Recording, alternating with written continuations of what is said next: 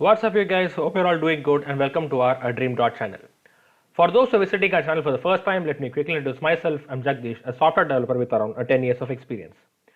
So far in our channel, we have discussed some of the basics of Java programming. So if you are interested in learning Java and if you wanted to learn Java from the basics, you can go and check out our channel, and we try to post videos on a daily basis. Today we're going to talk about one such important concept in Java called as the data types in Java. Basically, in Java, data types can be categorized into two main categories called as a primitive and the non-primitive data types. And today we're going to talk extensively about primitive data types in Java. So what are primitive data types available in Java? Let me maximize my screen for you. So primitive data types. Yes, okay. So primitive data types, we have 8 types of primitive data types which are available in Java, like byte, short, integer, long, float, double, character and Boolean. The main purpose of byte, short, int and long are for storing the whole numbers. Float and double are used for storing decimal numbers, and char is for storing the letters, and Boolean is for storing either true or false. So let's talk about each and everything in detail. So in short, we need to have it in mind like byte, short, int and long are used for storing whole numbers, float and double are for storing the decimal numbers, character is for storing the characters or the letters, and Boolean is for storing true or false. So let's talk about byte. So byte, as discussed earlier, like byte is for storing whole numbers and it ranges from the values minus 128 to 127. The main confusion that arises between the data type is like, when should we use what? So when should I use byte, when should I use short, when should I use int and when should I use long?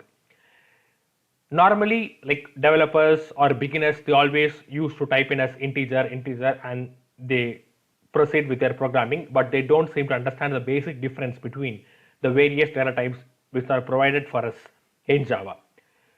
If your value is going to range between minus 128 to 127, then it is a very good idea for you to use byte because it is going to consume very less amount of memory when compared to the other data types.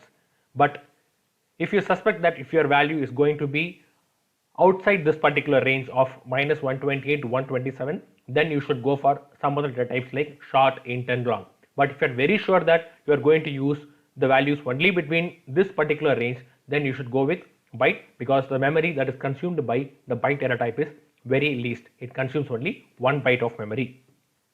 And if you don't initialize your byte variable, by default it takes a value as 0. Let's quickly go and create a sample class for you and demonstrate each of the data types that are available. So class, let's say hello to data types in this particular program, and don't forget to check in public static void main. So here we are going to use the byte data type.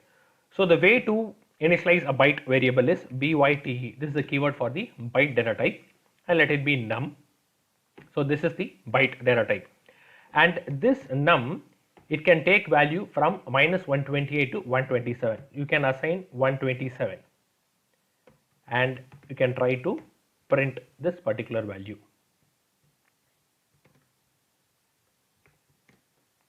My system is getting slower, so let's be patient. Yes, so let me try to print in num and let's run this particular program, run as a Java application. Let's proceed, and 127 has got printed. But in case we wanted to store 130, so you will run into error because the range of byte is only from minus 128 to 127. If for storing any values which are more than 127, then you should use either short or int or long. You cannot store it in byte as you will get compilation error. So that is the meaning of this particular range. And the second data type that we are going to talk about now is called as the short. Short is also used for storing whole numbers and its range is slightly wider when compared to that of byte. The range of a short is minus 32,768 to 32,767. For storing any value within this particular range, you can make use of a short. If your value is outside this particular range, then you should go for some other data type like integer or long. So let's quickly check. So byte can only take the value only till 127. Similarly, for short, the keyword is short. S should be in lowercase. Short, let it be num1, and it can take value till 32,767. So let it be 32,000, and you can try to print this particular value, and it gets printed num1. It should be num1, and you can save it, and you can run as Java application, and your short will get printed. But if you wanted to store any value outside this 32,767, for instance, if you're going to store it as 32,768, then you will run into compilation issues, as short range is outside. This particular value is outside the range of short, and you cannot store it as a short variable. Either it should be an integer or it should be long. Then let's go to the next hierarchy, in the sense for storing values outside this particular range, and the memory which will be occupied by short is 2 bytes, because it is going to store extra values. The range of short is more when compared to that of byte. So byte consumes only 1 byte of memory, and short will consume 2 bytes of memory. And similarly integer, so integer's range is slightly higher when compared to that of short. Its range is very big. Like most of the applications, we will be able to solve the problem by making use of integer, and its range is like 21474836482, 21474836447. And obviously, since its range is higher, its default size also will be higher. It is 4 bytes, that is, it is double the size of short. So the way to initialize an int variable or declare an int variable is int. Okay, and let it be a num2, and you can assign a num2 as any value like till this particular range. Like you can assign as 2147483, 2147483. It can hold such a huge value, and you can try to print it out and check what is getting printed. So if you run this as a Java application, it gets printed properly. But if you wanted to store any values over this particular value, you cannot store it as an integer. Then you need to store it as a variable called as long. Long's range is very big, like almost you'll be able to cover whatever the number that you wanted to store, and because its range is higher, the size obviously is higher. It occupies 8 bytes of memory, and the keyword for defining a long data type is long. It starts with lowercase, let it be num3, and you can store num3 as whatever the number that you want to, and you can try to print the long num3, and you can try to run the application and check whether it is printing properly. Proceed 98698709. And but if it is a really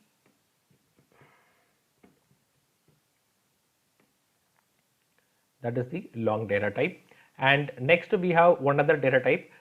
If the number is really big, like in these scenarios, like if it is really big, then to take it as a long, you need to define an L at the end. For instance, if the value is really huge of this kind, okay, you will run into errors, because if it falls within the integer range, it will not be a problem. But if it is outside the integer range, so for now, since you have not specified L at the end in the suffix, it will still consider it as an integer. It will not consider it as a long variable. So you need to specify L at the end to make it consider as a long variable.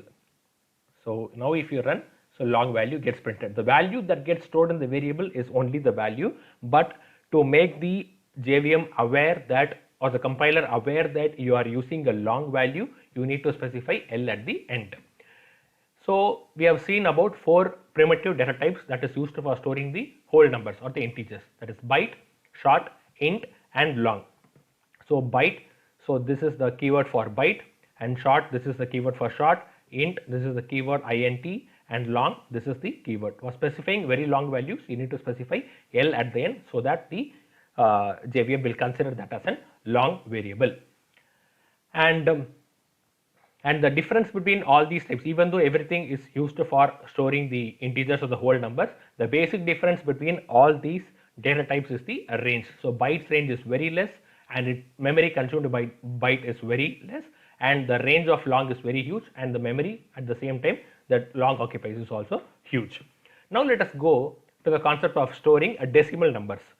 So for storing decimal values, we have two kinds of data types available. Either you have to use double or you can use float. So the difference between double and float is double is used for storing decimal digits up to 15 decimal digits, but a float can be used for storing up to 6 to 7 decimal digits. The keyword for a double is double, let it be num4, and it can store values up to 15 decimal digits, like you can store like 100 dot up to 15 decimal digits it can store, and you can just print it. Num4, let's try to print it and check. Run as Java application, proceed. Yes, it gets printed. But in case if you use a float, this particular value cannot be stored in float. Because its decimal digits is more when compared to that of run as a Java application. Let's check it. See, if you define it as a float value, it gets printed only up to 246, up to only 6 decimal digits if you define it as a float. So now you need to understand one basic difference. If you specify it without f, it still considers that as a double variable, okay, as a double value. So you cannot store it in a float variable. If you want this particular value to be considered as a float value, you need to specify f at the end. So just like how we did it in the previous example, to specify that as a long value, you use the suffix as L, so that your compiler will consider this as a long value. Similarly, to consider this value as a float, you can use f, but if you try to print it out, it gets printed only up to 6 decimal digits. But if you use it as a double, and if you remove this f, it gets printed till the end, because double has a capacity of storing up to 15 decimal digits. And one other thing, like similarly here, if you remove this L, it will tell like it will consider that as an integer, and it will tell as an out of range. So there is the importance of the suffix in case of long and float. And there is one other primitive data type with a name called as a Boolean. It is used for storing either true or false, which will be used for logical operations by making use of the logical operators in Java. Like we'll take care of the logical operators and the operations in our future tutorials. But today let's take it as Boolean. The keyword is a Boolean. Let it be data, let its name be data, and it can hold either true or it can hold false. It is not a string, it is a literal Boolean value, either true or false. If you try to print it, it can take the value. Let's try to print it, run as a Java application, proceed, it prints as true, or it can either print false. It can take either true or false. So that's it in this video. So and if you wanted to furthermore, if you wanted to see what is variables in Java, so variable declaration is nothing but, so this is what is called as a variable. So this is the data type, and this is what is called as a variable name, and you can assign any values to the variable. But in our next tutorial, we will talk extensively about what is variable, how to initialize a variable, how to declare a variable, and what are the various types of variables which are available in Java. So in this video, to reiterate what we have seen some of the primitive data types which are available in Java. So there are 4 primitive data types which are used for storing whole numbers: byte, short, int, and long. For storing decimal values, we have double and float, and for storing either true or false for logical operations, we make use of Boolean data type. That's it in this video. Hope you found this video informative. Don't forget to give this video a thumbs up, and if you have any questions related to Java basic concepts or related to the variables data types, don't forget to comment it out in the comment section. We'll try to clear your doubts. Thank you.